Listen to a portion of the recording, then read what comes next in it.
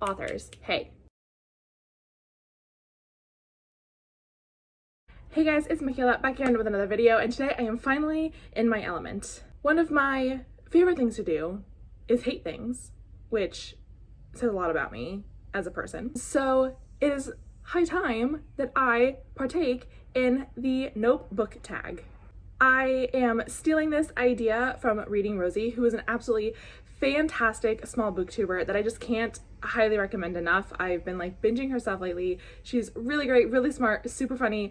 I'm going to link not only her notebook tag video in the description, but also just her channel so you can check her out. Please give her a follow. She's just, like I said, super great. The items in this tag are sort of just like elements of reading and books that I do not like. Sometimes they're books, sometimes they're series, they're authors, they're, storytelling tropes, things like that. So I will go through each of the categories and tell you what they are, and then tell you what I have chosen.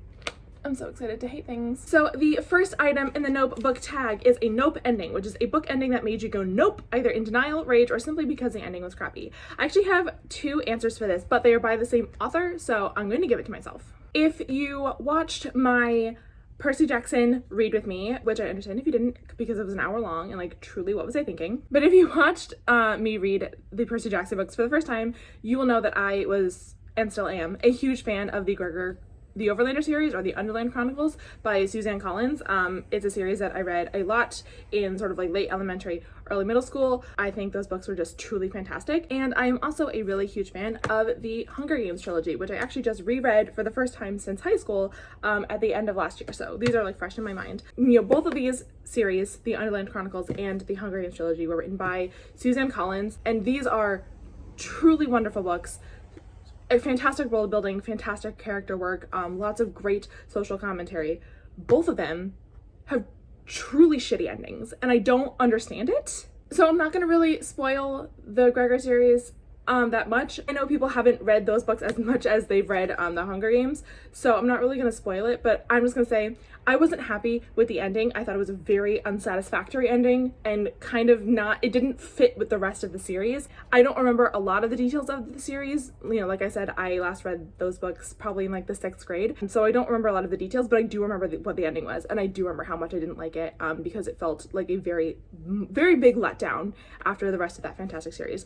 And the same is true for the Hunger Games. I like to pretend that these books don't have an epilogue because, like, I'm sorry, but it just doesn't make sense for Katniss to marry Peeta and have kids.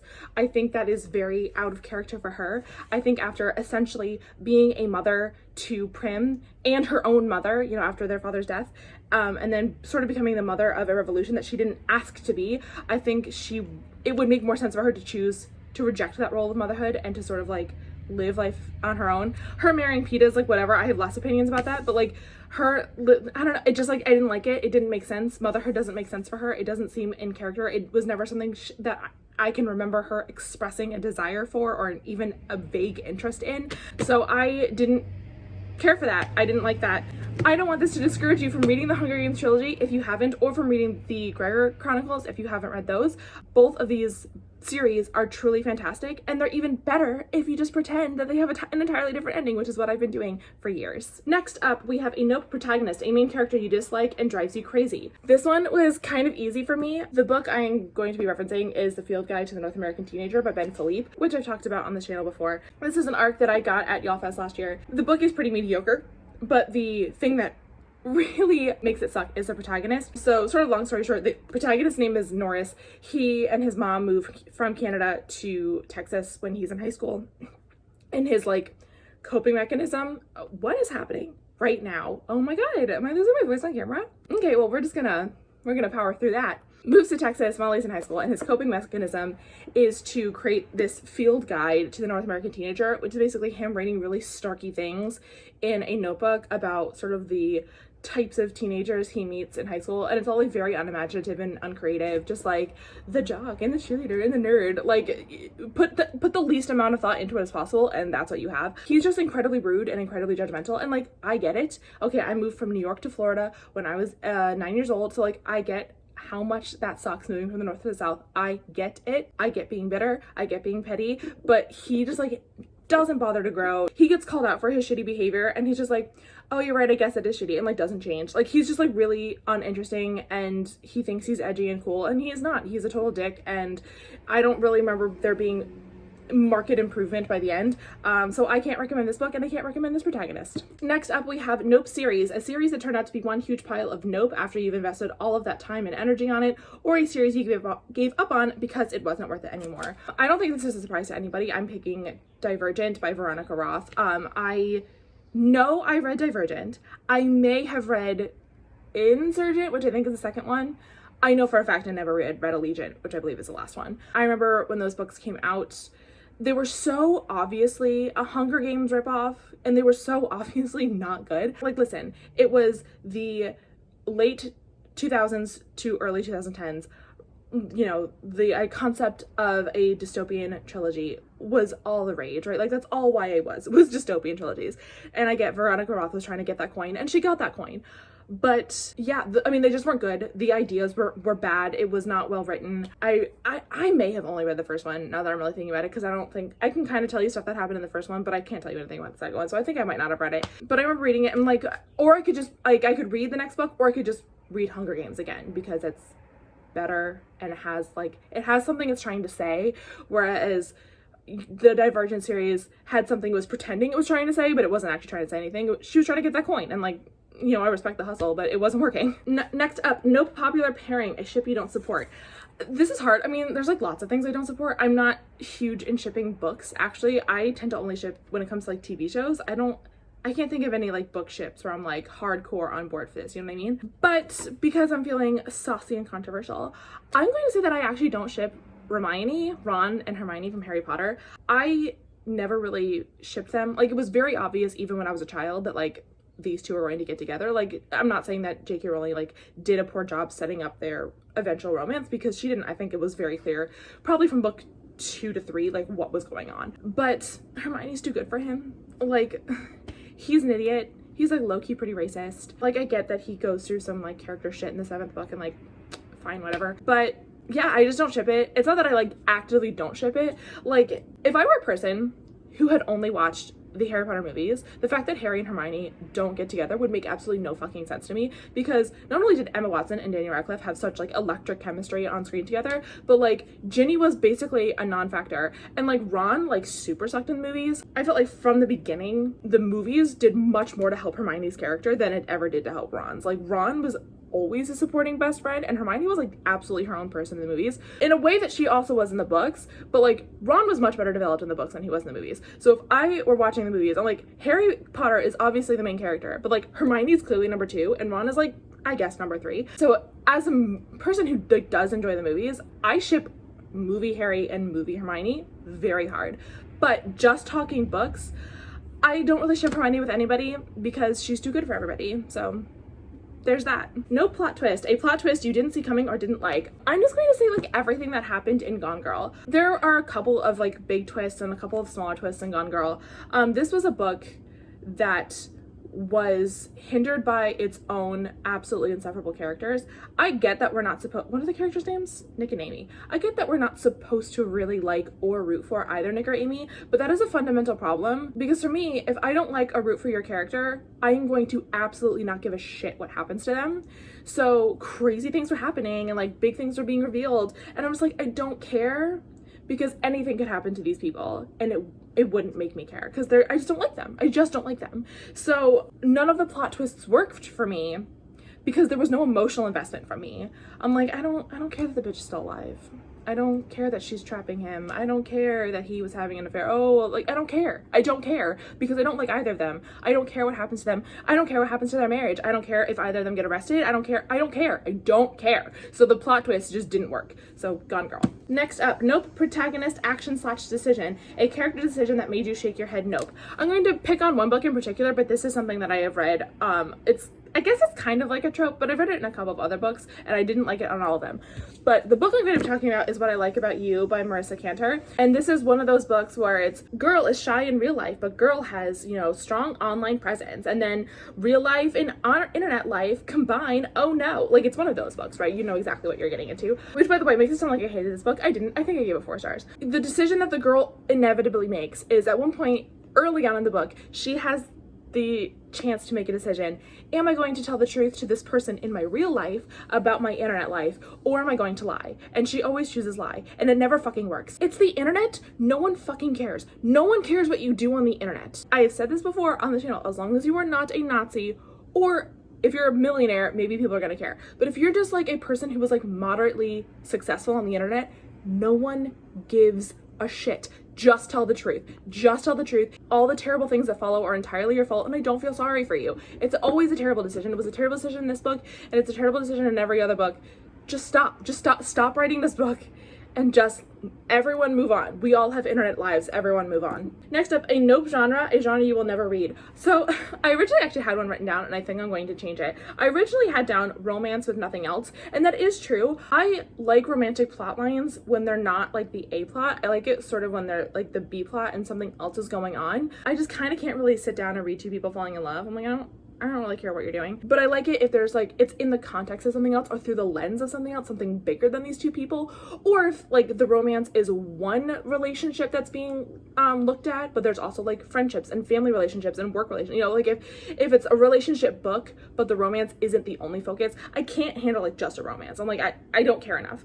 But that's not gonna be my answer, despite that being an answer. I'm actually gonna say war novels. I read The Hunt for Red October, and like that, I think that's the only like war related novel I've ever read. I don't care about military things. I don't care. Like, they remind me of my dad. Like, they're very dad books, and I love my dad, and like, God bless him, read whatever he wants. But like, I just can't imagine reading like a war book. I could do like a war culture book. So like, I read this year At the Wolf's Table, which is part of my one book series plug, and like that is technically a war novel because it's taking place during World War II, and like the events of the book are very much affected by what's going on in the war and the Nazi encampment very nearby. But I mean, like, it's not about the battles, you know, it's not about military strategy, it's about the people who are being affected by the war. But yeah, I'm never just gonna read like a novelization of, you know, Custer's Last Stand or whatever, like like war novels. I'm not gonna do it. Nope. Book format. Book formatting you hate and avoid buying until it comes out in a different edition.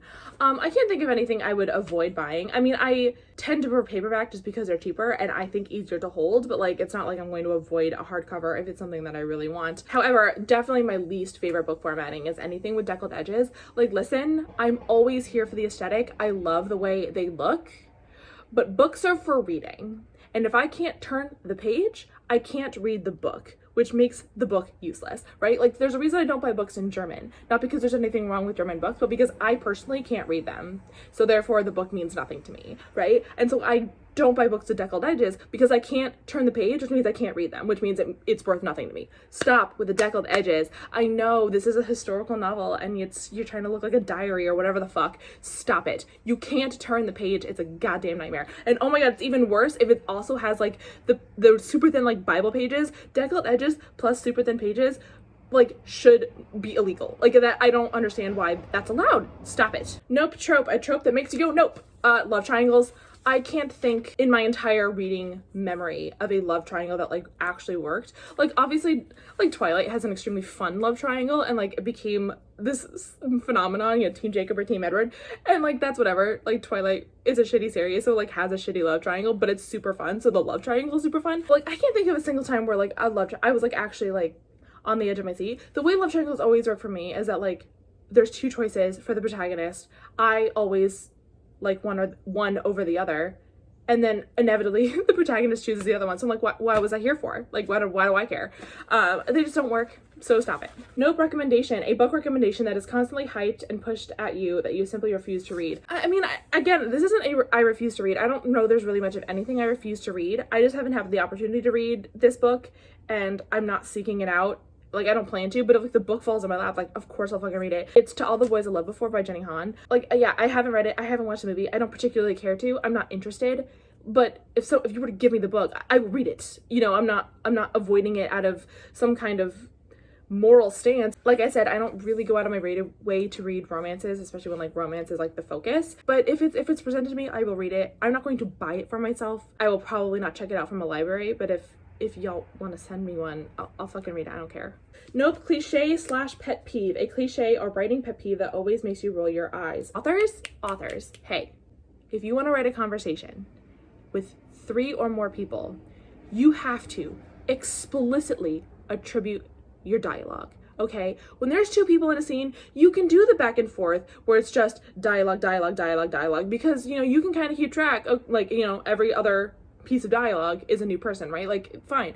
But if there's 3 or more people, you have to make it very clear, either through dialogue tags or context clues, who is talking. If I can't follow your conversation, you're an asshole. Stop making it hard. Like, I get conversations can be fast-paced and people are like cutting each other off and going back and forth, and like, that's fine. You can do it well, but you have to put in the work. Attribute your fucking dialogue. Nope, love interest. A love interest that's not worthy of being one. A character you don't think should have been a viable love interest. I didn't kind of understand this one. I had a hard time getting it.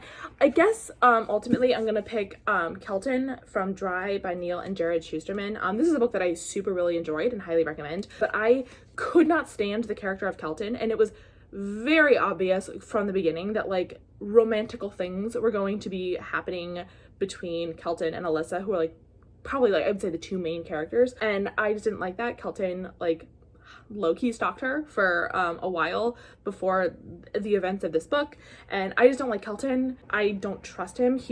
I just get super huge red flags from him the entire time, and like even though he doesn't do anything like terrible in this book, I'm like, I don't trust you in the future not to be a shitbag. So I don't like Kelton. I wish that entire romance element had been taken out. The book would have been completely fine. Nothing had to change. And the thing is, they don't even really get together, right? It's just sort of at the end, it's sort of implied that like maybe something will happen in the future. And I just wish that the answer was no, not maybe. Nope book. A book that shouldn't have existed that made you say nope. I have an entire video on this. Super poor quality because it was recorded on my last phone, which was an iPhone 6, and not what I'm recording on now, which is an iPhone 11. But I have a whole video with all of my thoughts on it. But I just have to not recommend Brown Girl Ghosted by Minty Das. I feel bad because this was a debut author, and you know, I always try to give debut authors benefit of the doubt, but this is a really bad book. It was so boring. I'm not even gonna explain the plot to you because the plot doesn't make sense, but the main character sucks. Every character sucks except for kind of actually the mean girl. I actually kind of liked that character, but the magic lore makes absolutely no sense and changes from chapter to chapter. It's just like really truly horribly written, and like I said, super boring. It was one of those books where it was so boring I couldn't put it down because I'm like, I can't believe how much I can't stand this. Like, I don't recommend it. If you want to know more, I will link the video I did on it. Like I said, the article is not great, but I stand by everything I said in it, so don't get this book. Nope villain. A scary villain / antagonist you would hate to cross and would make you run in the opposite direction. So I'm going to talk about this book in more detail in one of my next upcoming videos because it's a book that I read this month, so it'll be in my wrap up. But I just finished literally a couple days ago Saw Kill Girls by Claire Legrand, which A, fantastic, and B, has one of the scariest, in fact probably one of the only actually scary villains I've ever read in a book. I have talked in the past about my aphantasia. I'll link that video as well. And if you don't know, aphantasia means that I do not have a visual imagination. When I close my eyes, I just see black. I can't ever like visually imagine something. So because of that, things in books that are like visually scary don't tend to scare me because I can't see them. I can only sort of like get a vibe for them, I guess. And well, that was still true for Saw Kill Girls. I didn't just like magically overcome my aphantasia. But the collector in this book, who is the monster of this book, is so fucking scary. Mostly because of the things he can do, and the descriptions are like very careful where they're not overdone. I tend to get lost in overdone descriptions because I can't see them, so I'm like, I don't know what's happening. But they weren't overdone in here, so I could follow along with the descriptions of the monster very well. And just like, he was so fucking creepy, and the way that like he interacted with the town and with the characters in the book, oh my god. I was like, I kept making the mistake of like reading this right before I go to bed. I'm like, why am I doing this to myself? I'm so dumb. But the collector, batshit so scary. I'll talk about this book more, like I said, in my September wrap up, but probably one of the only times I've been legitimately freaked out by a book. Nope death. A character death that still haunts you. All around me are familiar faces, worn out. Last one. Nope author. An author you had a bad experience reading and have decided to quit. So I'm glad this one is last, because I think that a lot of you are going to click out of this screen when I am done, and that's fine. I respect you. I have read 2 books by this author. I read one when I was in middle school, so I don't remember how I felt about it. I do know I read the first book of the series and I did not read the others, but that might not be because I didn't like it. That might be just because I was like 12 and I didn't have access to a bunch of books. So I'm not gonna say what I thought about that book because I don't remember. But I read another one of this author's books in 2018. It was an extremely popular book, and it is a book that made me really understand book burning for the first time. Like, I really got it. I am of course talking about The Cruel Prince by Holly Black. I don't know how to like break this to you, but that book is one of the worst books that's ever been written. It's so fucking bad. Every element of it fails fundamentally. There is nothing redeemable about it. It's so fucking terrible.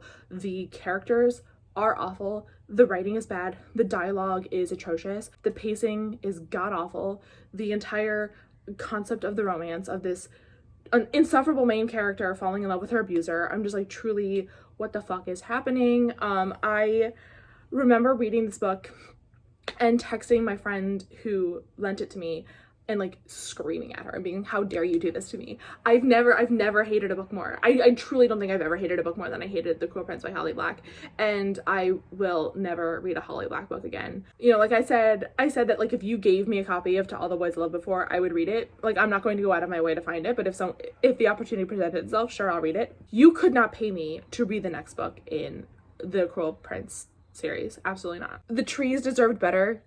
Whatever, I don't know what goes into making ink, but I'm assuming water is involved, and that water was wasted. You know, the deserts need that water back. It's just, there's nothing redeemable about that book. It is so fucking bad. I don't understand how it's so popular. I hated that book so much that when I was done, I had spent like 4 or 5 hours reading 1-star reviews of it on Goodreads to make myself feel better, to like reassure myself that like I wasn't crazy, that like all these 5-star reviews were like people on some shit, and like all the 1-star reviews were like my family, and they were like, no, you're not crazy. This book is worthless garbage. I can't get over it. If you're still here and you do love this book, I'm sorry that you're living like this, and I just want you to know that you can demand more for yourself.